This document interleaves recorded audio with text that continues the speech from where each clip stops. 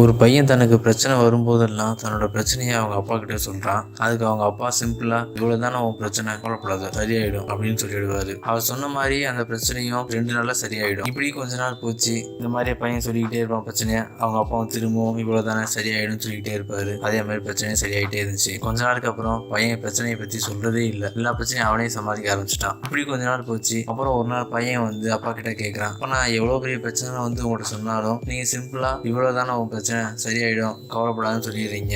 ஆனா அதே மாதிரியும் பிரச்சனையும் சரியாயிடுதுப்பா. அதுக்கு அப்பா சொல்றாங்க, அது ஒண்ணும் இல்லடா, இவ்வளவுதானா நான் சொல்லும் போது உன்னோட மனசு இதெல்லாம் ஒரு பிரச்சனையே இல்லைன்னு ஒரு முடிவுக்கு வந்துடும். அதே மாதிரி அந்த பிரச்சனையை அது முடிச்சு வச்சிரும். அதுதான் அதுக்கான காரணம் அப்படின்னு சொல்றாரு. நம்ம எவ்வளவு பெரிய புத்திசாலியா இருந்தாலும் ஒரு நிமிடம் நம்ம மைண்ட் இவ்வளவா அப்படின்னு நினைச்சிச்சுன்னா அந்த பிரச்சனையை நம்மளால முடிக்கவே முடியாது. இவ்வளவுதானே இந்த பிரச்சனை அப்படின்னு நினைச்சிட்டோம்னா கண்டிப்பா அந்த பிரச்சனையை நம்மளால சால்வ் பண்ண முடியுங்க. நன்றி.